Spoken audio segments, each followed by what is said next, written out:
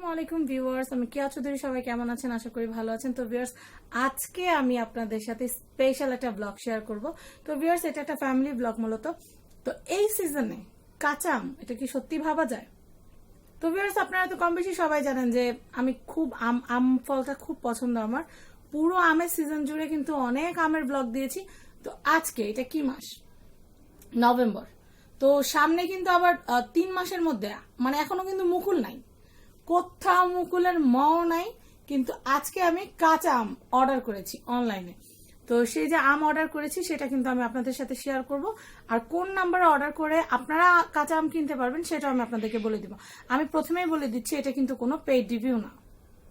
তো ভিউয়ার্স, এটা কিন্তু কোনো পেইড রিভিউ না, আমি আগে বলে দিচ্ছি। এটা আমার মতো একটা আপু, উনাদের আম বাগান আছে বা আম গাছ আছে। উনারা একদম ফরমালিন ছাড়া, কেমিক্যাল ছাড়া এই আমগুলো ওনাদের গাছের। তো ওনারা কেরানীগঞ্জ বিজনেস প্ল্যাটফর্ম, আপনারা জানেন কিছুদিন আগে কিন্তু আমি গিয়েছিলাম কেরানীগঞ্জে লেক ভিউ রেস্টুরেন্টে। তো লেক ভিউ একটা এরিয়া আছে খুব সুন্দর। তো সেই রেস্টুরেন্টে গিয়ে কিন্তু ওই গ্রুপের আপুদের সাথে পরিচয় হয়। তো ইনশাল্লাহ সবাই খুবই ভালো, খুবই সুইট। তো ওনাদের গ্রুপে আমি অ্যাক্টিভ আছি সবসময়, মানে বিভিন্ন পোস্ট করি, কমেন্ট করি, ভালো লাগে, সবাই খুব ফ্রেন্ডলি। তো ওখানে কয়েকজন আপু আছে, যেমন লিয়া খান নেমোর আপু কেক কিন্তু এর আগের এপিসোডে দেখিয়েছিলাম, খুব ভালো। তো এরপরে আজকে না, সরি, গতকাল আমি একটা পোস্ট দেখি যে কাঁচা আম এই সিজনে 200 টাকা কেজি। তো আমি গত সিজনে, মানে গত 2019-এর ডিসেম্বরের লাস্টে না, ডিসেম্বরে না, সরি, জানুয়ারির আমি যখন 1 তারিখে আমি যখন বাণিজ্য মেলা যাই, ওখানে কাঁচা আম খেয়েছিলাম। এরপরে আমি আমার এলাকায় খুঁজি, সেখানে আমি 600 টাকা কেজির কাঁচা আম পাই। তো ওই হিসাব করতে গেলে কিন্তু 200 টাকা কাঁচা আম পাওয়া মানে আমার কাছে মানে ঈদের চাঁদ পাওয়ার মতো খুশি। তো যাই হোক, আর কথা না বাড়াই, তো কাঁচা আমটা আপনারা কোন নাম্বারে যোগাযোগ করে কিনতে পারবেন সেটাও আমি আপনাদেরকে দেখিয়ে দিব। আপনারা যারা শুধু কিনবেন, যারা আমার মতো রিয়েল কাস্টমার, তারাই শুধু নক দিবেন, অহেতুক আপুকে কেউ বিরক্ত করবেন না। তো আমি বলে দিই, কাঁচা আমটা আমি যে কিনেছি, আমার ডেলিভারি চার্জ লেগেছে হচ্ছে আমার বাসা থেকে ওনাদের যেখান থেকে পাঠিয়েছে সেখানে আমি 2 কেজি আম অর্ডার করেছি। 2 কেজি আম অর্ডার করার জন্য আমার লেগেছে হচ্ছে পার কেজি যেহেতু 200 টাকা করে 400 টাকা লেগেছে। আর ডেলিভারি চার্জ লেগেছে 160। 1 কেজির জন্য 160 টাকা পে করতে হয়, 2 কেজির জন্য 160 টাকা, 160 টাকাই।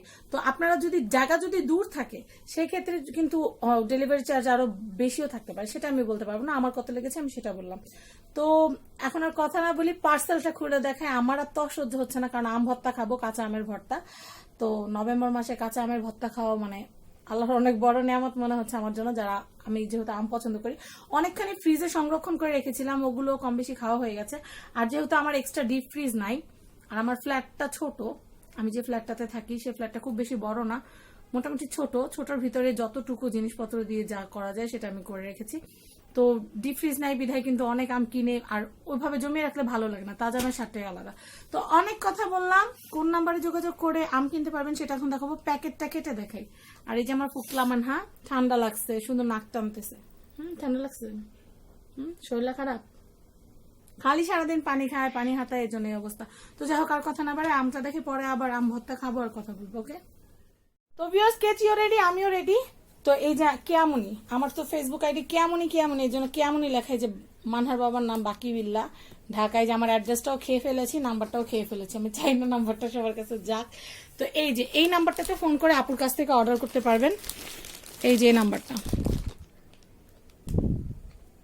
আমি কিন্তু স্ক্রিনেও দিচ্ছি না, এই যে এখানে নাম্বারটা দিয়ে দিচ্ছি, এই নাম্বারটা থেকে যোগাযোগ করে কেউ যদি কাঁচা আম অনেক পছন্দ করেন, অনেক আপু কিন্তু দেখা যায় প্রেগনেন্সিতে থাকেন, তখন কাঁচা আম খেতে মন চায় আম সিজনে। তো সেই ক্ষেত্রে কেমিক্যাল ছাড়া আম পাওয়া কিন্তু অনেক বড় একটা ব্যাপার। আর আমি জানি না আমের টেস্টটা কেমন হবে, যেহেতু আমি এর আগে কখনো ট্রাই করিনি। যদি আলহামদুলিল্লাহ ভালো হয়, ইনশাল্লাহ পরবর্তীতে আমিও নিব। তো আমি যে আম পেয়েছি সেটাতেই আমি অনেক খুশি। তো আমি প্যাকেটটা কাটি, আল্লাহু আকবার, বিসমিল্লাহ। অনেক সহ্য করেছি, আর পারছি না। এখানে 2 কেজি আম, আমি প্যাকেটটা কেটে ফেলছি।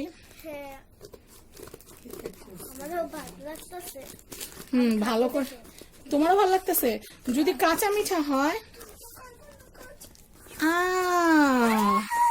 সুন্দর আম, কচকচা, একেবারে কচকচা। তাহলে আমি 2 কেজিতে কয়টা আম পেয়েছি? এখানে হচ্ছে 1, 2, 3, আমের ওজনের উপর একটা ছোট থাকতে পারে, বড় থাকতে পারে, ওটা আসলে বলা যায় না। আমি কয়টা পাইছি আমি সেটা বলি। তো যেটা বলছিলাম যে আমার এখানে 2 কেজি আমে কতটুকু পড়েছে, কোনোটা হয়তো ছোট কোনোটা বড়, সাইজ কিন্তু পিস ওয়াইজ না। তো 1 2 3 4 5 6 7 8 9, আমার 2 কেজিতে 9টা আম উঠেছে। আমি আবারও বলছি, যেমন এই সাইজের আম যদি হয়, এই সাইজ আর এই সাইজ তো আম এক না, সেক্ষেত্রে বড় ছোট হতেই পারে। তো আমি তো অনেক খুশি। তো এখন আম ভর্তা করব, তারপর আম খাবো।